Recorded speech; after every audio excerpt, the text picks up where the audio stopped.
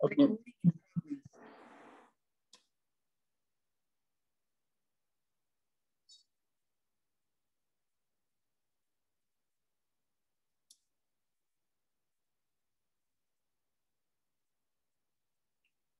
मैं आपको इसमें न्यूमेरिकल दे रहा हूँ।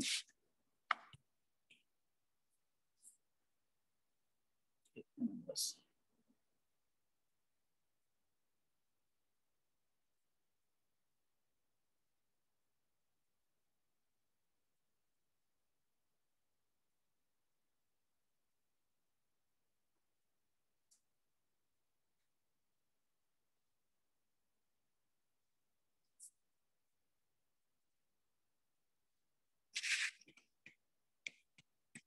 क्वेश्चन 2012 में आया था बेटा। The electrical resistance of a column of 0.05 molar NaOH solution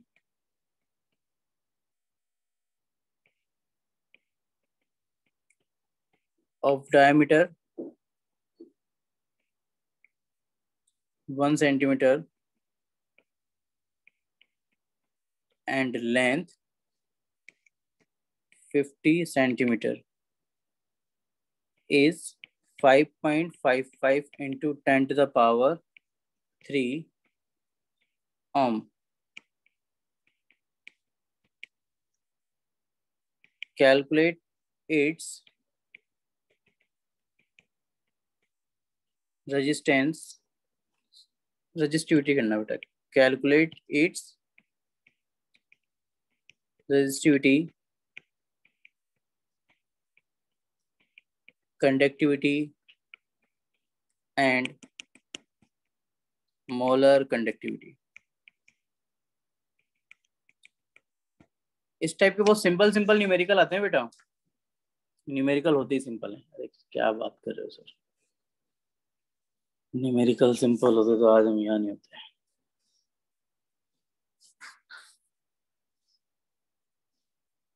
सबसे फर्स्ट स्टेप न्यूमेरिकल को जब भी पढ़ो आप, तो सबसे पहला स्टेप होता है बेटा उसको समझो कि क्या बोलना चाहता है। अगर आपने पढ़ने के बाद उसको समझ ही नहीं पाया ना, तो आप कभी न्यूमेरिकल सही नहीं बना पाओगे। तो सबसे फर्स्ट स्टेप आपको जो फॉलो करना है वो है समझने का, कि आपको समझना है कि न्यूमेरिकल बोलना क्या चाहता है। फिर उसके बाद उसका जो गिवन है वो लिखो, और फिर थर्ड स्टेप में जो पूछा गया है, जो कैलकुलेट करवा रहा है, कैलकुलेट और गिवन में एक रिलेशन होता है हमेशा, वो निकालो, आपका न्यूमेरिकल इजिली बन जाएगा। चाहे फिर वो फिजिक्स का हो, केमिस्ट्री का हो, किसी भी वोटेवर सब्जेक्ट का हो, इजिली बना लोगे। और ये तो बहुत सिंपल न्यूमेरिकल है।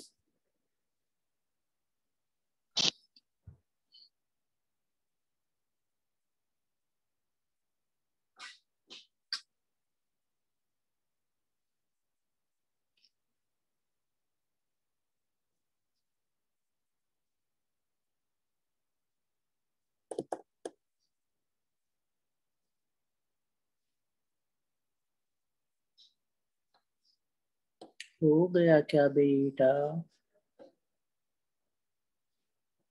बहुत ही सिंपल क्वेश्चन है।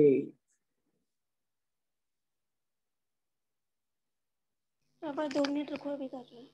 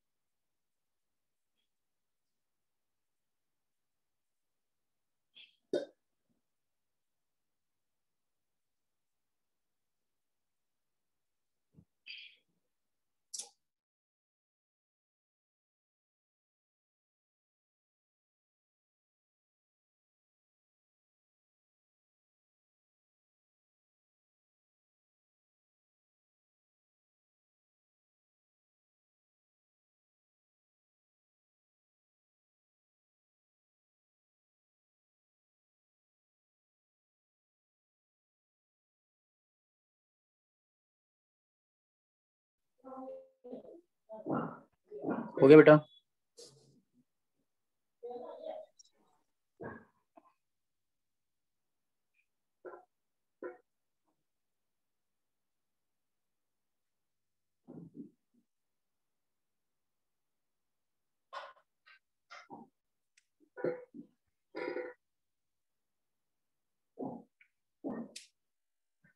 गाइस जल्दी करो, क्लास लंबी नहीं चल पाएगी, मेरे लाइट एक यहाँ पर जा रही है।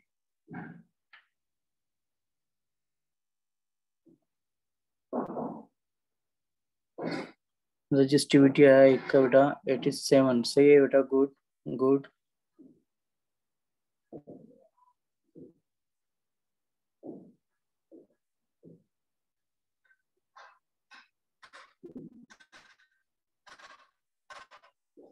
मनीष सही है बेटा, मनीष।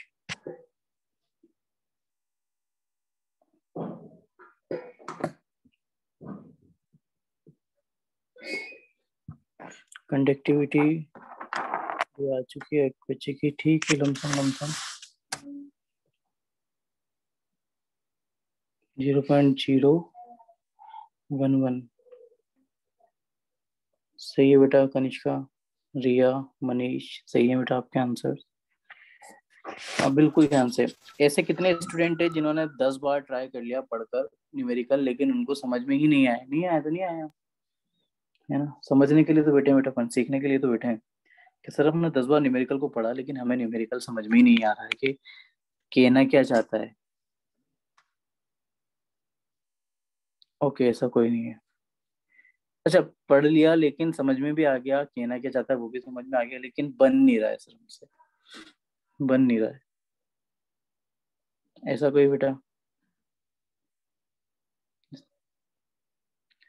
ओके, तो बहुत सारे स्टूडेंट ऐसे हैं जो बोलना ही नहीं चाहते कि सर क्या मतलब है फालतू बेइज्जती करवाने का खुद की। बेटा बताया करो, है ना, हमेशा। गुड।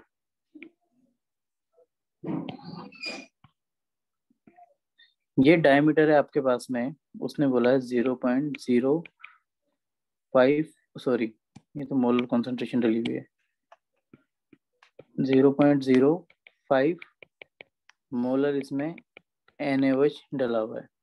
डायमीटर है इसका 1 सेंटीमीटर, क्लियर, और लेंथ है इस पूरे की 50 सेंटीमीटर, क्लियर। ये है आपके पास में, और इसमें जो रेजिस्टेंस आ रहा है आपके पास में, R जो आ रहा है वो आ रहा है 5.55 इंटू 10⁻³ ओम।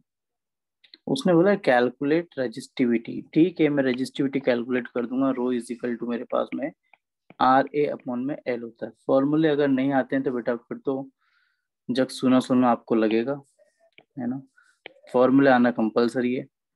तो रो इज इक्वल टू R मेरे पास रखा उसने 5.55 इंटू 10⁻³ लेंथ भी उसने मेरे को दे रखी है कि 50 सेंटीमीटर की लेंथ है, बट एरिया तो उसने दे ही नहीं रखा है। बट एरिया में निकाल सकता हूँ क्रॉस सेक्शन एरिया से, है ना। ये वाला आ रहा है, इससे रफ हो गया। यहाँ पर जो ये 1 सेंटीमीटर का आ रहा है, इससे मैं एरिया निकाल सकता हूँ ना बेटा, ये वाला। हाँ या ना? ये पाया उसको लगाना। कि सर आप बिल्कुल एरिया निकाल सकते हो इससे, पाई आर स्क्वायर लगाकर।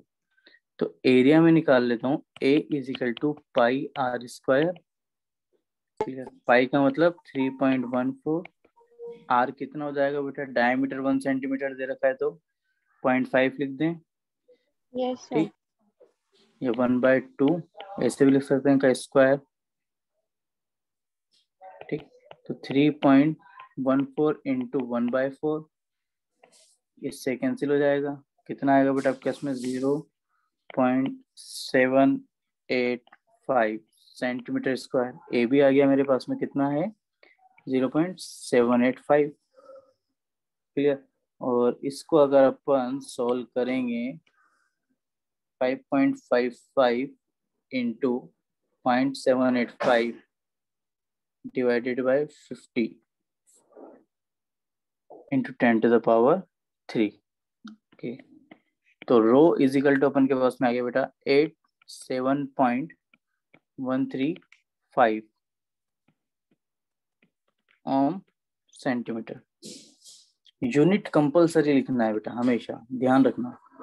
जहां यूनिट चुकी अपन ने वहां अपन का आंसर के मार्क्स काट लेगा एग्जाम में, ठीक है। तो यूनिट हमेशा ध्यान रख के लिखना है। रो अपन का अब इसमें कलाकारी कितनी थी, सिर्फ ए अपन को फाइंड करना है, ठीक है। अब रो के बाद में अपन कंडक्टिविटी के निकाल लेंगे। के कितना हो जाएगा आपका इसमें 1 में रो मतलब 1 में 871.35 ओम सेंटीमीटर। तो ऊपर हो जाएगा ओम इनवर्स सेंटीमीटर इनवर्स। तो इसको बोल देंगे अपन सोल्व करने के बाद 0.0114 ओम इनवर्स का मतलब साइमन और सेंटीमीटर इनवर्स। ये आपके पास में इसकी यूनिट आ गई। क्लियर। इसके बाद में आपके पास में लैम्डा एम होगा। लैम्डा एम कितना होगा के इंटू 1000 अपॉन में कैपिटल एम। के का मतलब कितना होगा बेटा 0.0114 इंटू 1000 अपॉन में कैपिटल एम का मतलब 0.05। इतना ही तो मोलर सॉल्यूशन डाल रखा था उसमें। पॉइंट हटाया, ऊपर आपके पास में 00 लगा दिया अपन ने और कैंसिल करेंगे 5 से इसको 0.0 यहाँ आएगा आपके पास में 229।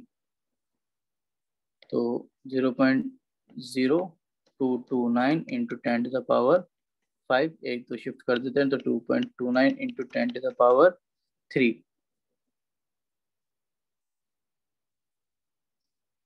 सही आ रहा है क्या?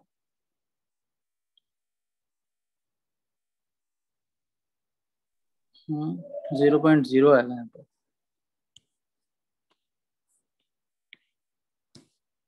0.00229 क्लियर। तो 2.29 इंटू 10⁻2।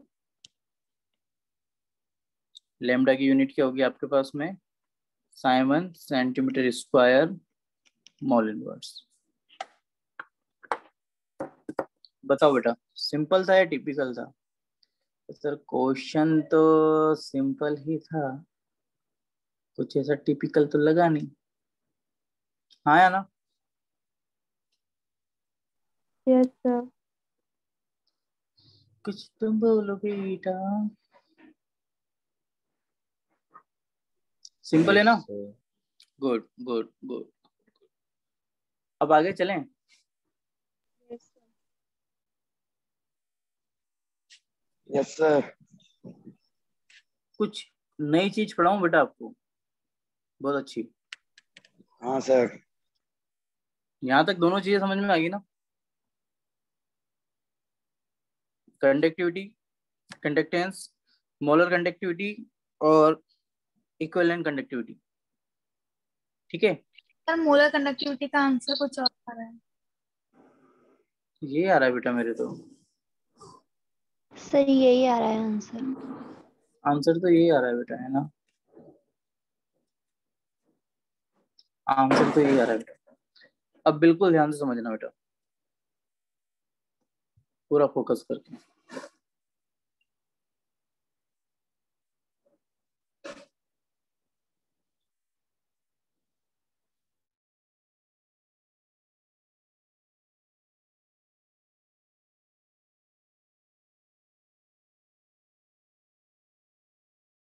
एक कंटेनर है, इस कंटेनर में मैंने डाला इलेक्ट्रोलाइट। इलेक्ट्रोलाइट फिर इलेक्ट्रोलाइट में मैंने डाला HCl। समझना ध्यान से, क्या डाला बेटा मैंने? HCl। अब मैं दो केस मेजर करता हूँ। एक केस जिसमें मैंने मान लो 10 मोल HCl डाला और एक केस जिसमें मैंने 20 मोल HCl डाला। दोनों में से ज्यादा करंट कौन सा देगा? 20। 20 सर 20 मोल HCl। 20 मोल HCl। ठीक है सर, 20 मोल ज्यादा देगा, अपन ने मान भी लिया। फिर मैंने बोला कि चलो मान लेते हैं मैंने कॉन्सेंट्रेशन सेम रखी, बट मैंने इलेक्ट्रोलाइट को चेंज कर लिया। इलेक्ट्रोलाइट को मैंने क्या कर लिया बेटा, इलेक्ट्रोलाइट चेंज कर लिया। जैसे मैंने बोला मैंने 1 मोल HCl रखा, 1 मोल का मतलब 1 मोलर है ना, मैं सही से लिख के देता हूँ इसको वरना आप कंफ्यूज हो जाओगे। 1 मोलर HCl रखा और मैंने 1 मोलर H2SO4 रखा। दोनों में से ज्यादा अच्छा कौन देगा? H2SO4। रीजन क्या है बेटा इसका? एन फैक्टर ज्यादा है। एन फैक्टर ज्यादा है ना। यहाँ पर आपके पास में मोर आयन कैसे कि 2 तो H+ के आयन है और एक सल्फेट का आयन है, यहाँ तो टोटल 3 आयन हैं। यहाँ पर अपन के पास में एक H+ का आयन और एक Cl- का आयन है, यहाँ पर 2 आयन हैं। तो भाई जिसमें ज्यादा आयन्स होंगे वो ऑब्वियसली कंडक्टिविटी को ज्यादा देगा। तो ये वाला आंसर भी आपका सही है, ये वाला आंसर भी आपका सही है कि पहले वाले में 20 मोलर दे रहा था, दूसरे वाले में 1 मोलर H2SO4 दे रहा है। अब मैंने बोला कि मैंने क्या किया, same molar concentration with same normality का इलेक्ट्रोलाइट लिया। मोलर कॉन्सेंट्रेशन भी सेम और नॉर्मेलिटी भी सेम, क्लियर। बट मैंने नेचर ऑफ इलेक्ट्रोलाइट चेंज कर दिया।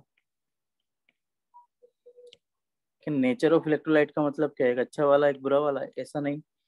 मैंने लिया 1 मोलर HCl, इसकी नॉर्मेलिटी भी अगर चेक करोगे तो 1 नॉर्मली आएगा, है ना। और एक लिया मैंने 1 मोलर CH3COOH एसिटिक एसिड। दोनों बिल्कुल सेम, 2 आयंस में टूटेंगे, दोनों के मोलरिटी भी आपके पास में 1 मोलर ही आ रही है, दोनों की नॉर्मलिटी भी आपके पास में 1 नॉर्मली ही आएगी, बिल्कुल सेम लिया। क्लियर।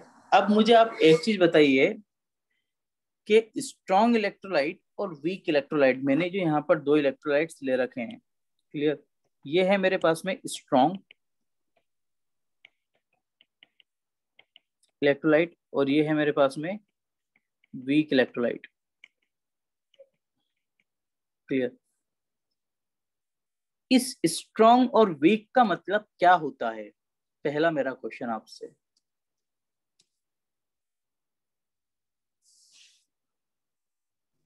स्ट्रॉन्ग इलेक्ट्रोलाइट यहाँ पे स्ट्रॉन्ग इलेक्ट्रोलाइट के आयंस ज्यादा होते हैं, मतलब सर आयन कम होते हैं। ओके, तो अलग अलग आंसर। स्ट्रॉन्ग इलेक्ट्रोलाइट और वीक इलेक्ट्रोलाइट का क्या मतलब होता है, कोई भी बता सकता है बेटा, कोई भी बोल सकता है, ऐसा नहीं है कि भाई हम बोलेंगे तो शर्म आएगी और नहीं। स्ट्रॉन्ग इलेक्ट्रोलाइट कंप्लीटली डिसोसिएट हो जाता है आयंस में। गुड। और वीक वाला पार्शियली डिसॉल्व होता है इसमें। गुड। देखो बेटा, खाने के लिए है।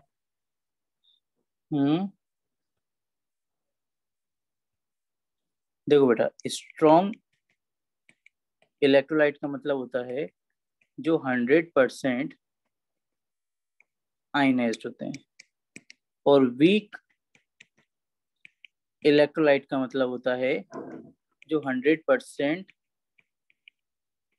आयनाइज्ड नहीं होते हैं। स्ट्रॉन्ग इलेक्ट्रोलाइट 100% आयनाइज्ड होते हैं। स्ट्रॉन्ग इलेक्ट्रोलाइट क्या होता है बेटा, आपको मे भी पॉसिबल थोड़ा सा बैकग्राउंड नॉइस आ सकती है, कुछ वाइब्रेशंस की, है ना। Yes sir. आ रही है क्या? Drilling machine, sir drilling machine. हाँ ड्रिलिंग मशीन। मेरी छत टूट रही है बेटा, क्यों? वो बरसात का मौसम चल रहा है ना, तो मैं सोच रहा हूँ पानी ऊपर से आए तो कितना अच्छा लगे। मैं छत हटवा रहा हूँ ऊपर से। देखो बेटा, तब ज्यादा बारिश आ गई तो स्विमिंग करूंगा रूम के अंदर, मस्त पूल बन जाएगा। स्ट्रॉन्ग इलेक्ट्रोलाइट कोचिंग में भी आपके तुड़वा लो पास, सर। स्ट्रॉन्ग इलेक्ट्रोलाइट में स्ट्रॉन्ग एसिड होता है, स्ट्रॉन्ग बेस होता है, और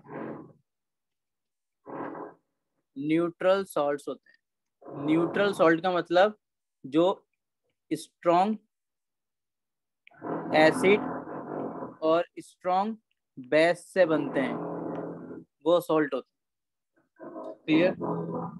जो स्ट्रॉन्ग एसिड और स्ट्रॉन्ग बेस से बनते हैं वो वाले सॉल्ट होते हैं बेटा।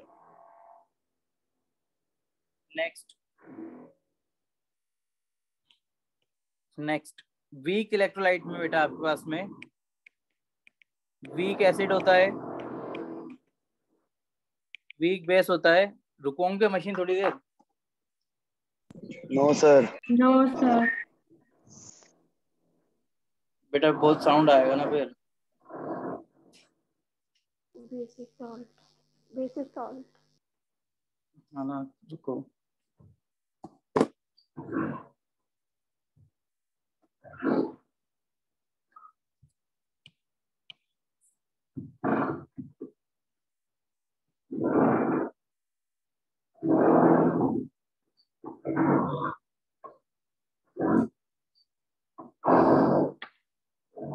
क्लियर है बेटा?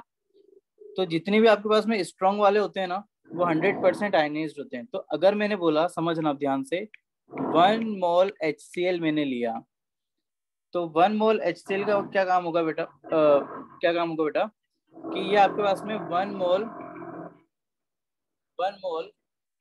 अरे यार बहुत तेज आवाज आ रही है ना। रुको रुको रुको बेटा, मैं एक काम बंद करवा के आता हूँ एक सेकंड।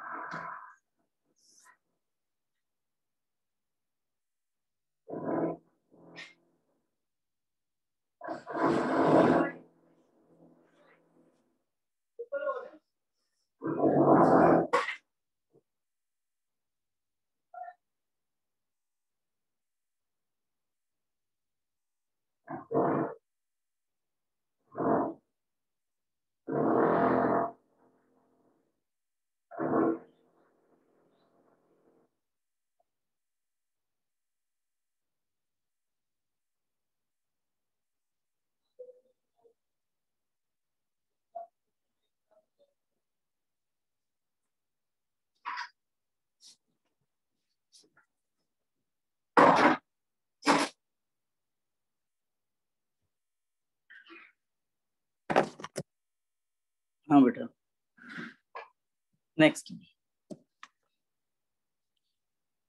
1 मोल HCl का मतलब होगा कि 1 मोल आपके पास में H+ आयन और 1 मोल आपके पास में Cl- आयन आएंगे। क्लियर? ध्यान समझना बेटा, अगर मैंने 100 मोल HCl लिया तो ये स्ट्रॉन्ग इलेक्ट्रोलाइट होता है, स्ट्रॉन्ग एसिड है, तो ये 100 मोल मेरे पास में H+ देगा और 100 मोल ही मेरे पास में Cl- देगा। लेकिन अगर मैंने इसकी जगह कोई वीक एसिड ले लिया, मतलब वीक इलेक्ट्रोलाइट ले लिया, जैसे कि 100 मोल मैंने यहाँ पर CH3COOH के ले लिए, एसिडिक एसिड के ले लिए, तो मेरे पास में पता है क्या होगा बेटा कि ओनली मान लो एक टूटा एसिटेट आयन, एक टूटा H+ आयन, बाकी 99 acidic acid as it is remain same, constant बने रहेंगे, टूटेंगे ही नहीं। ये टूटेंगे ही नहीं। समझ में आई बात? ये डिसॉल्व नहीं होंगे, ये एसिड्स पड़े रहेंगे उसके अंदर, घुलेंगे ही नहीं। कि यहाँ तो कितने बच्चों को बात समझ में आ गई? ओके। स्ट्रॉन्ग इलेक्ट्रोलाइट पूरा टूटता है, 100% टूट जाता है, जितना भी डालोगे पूरा टूट जाएगा, लेकिन वीक नहीं टूटेगा, वीक नहीं टूटेगा, पूरा नहीं टूटेगा। क्लियर? अब ध्यान से मेरी बात समझने की कोशिश करना बेटा, पूरा फोकस करके, पूरा फोकस करके। मान लो ये एक मैंने बहुत बड़ा टैंक लिया, बहुत बड़ा टैंक है बेटा ये, ठीक है? इसमें मैंने यहाँ पर 10 लीटर पानी डाल दिया, 10 लीटर पानी डाल दिया, और इसमें मैंने क्या किया, ऊपर से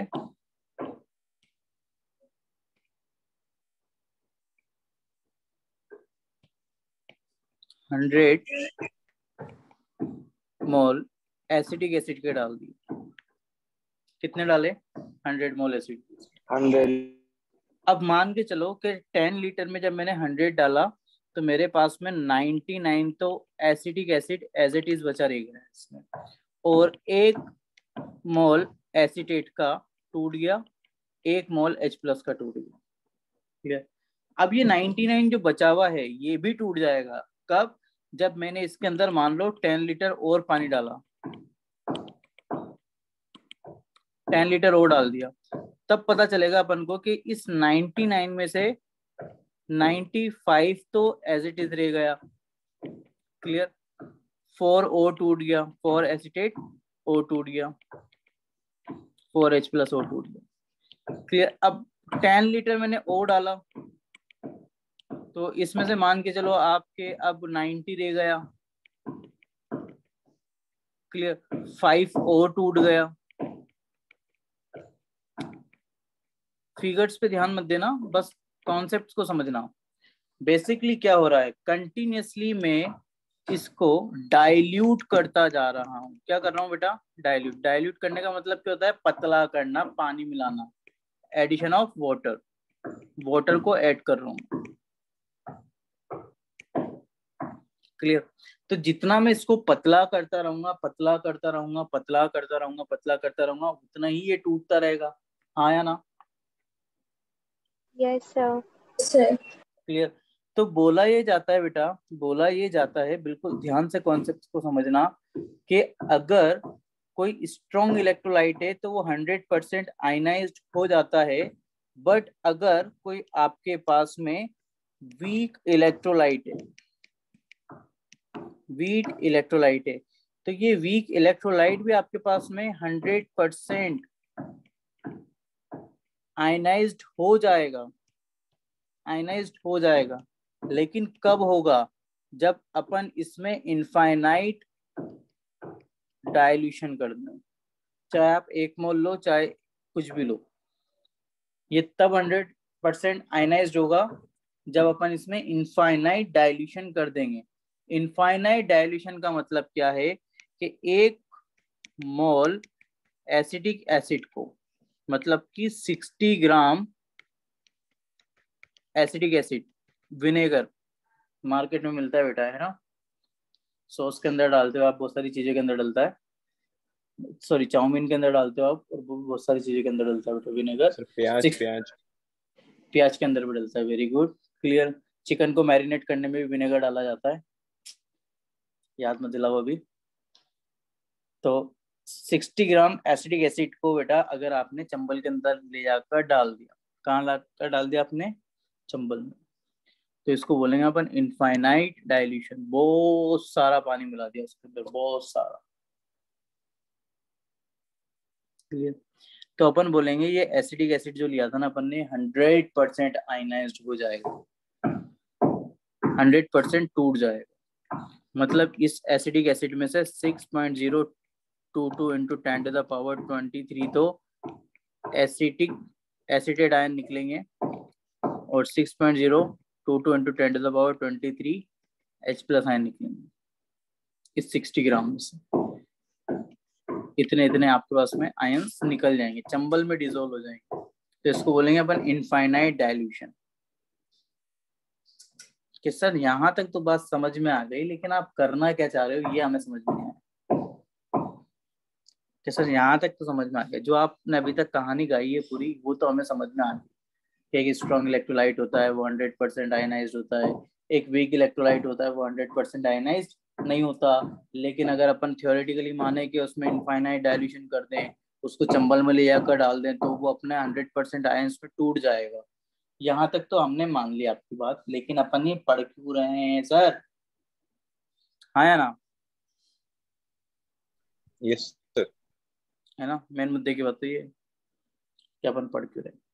तो बेटा बिल्कुल ध्यान से, ये अपन इसलिए पढ़ रहे हैं कि अगर सपोज सेट किसी इलेक्ट्रोलाइट कंटेनर में मैंने यहाँ पर स्ट्रॉन्ग इलेक्ट्रोलाइट लिया, कैसा लिया? स्ट्रॉन्ग, और एक लिया मैंने यहाँ पर कोई वीक इलेक्ट्रोलाइट,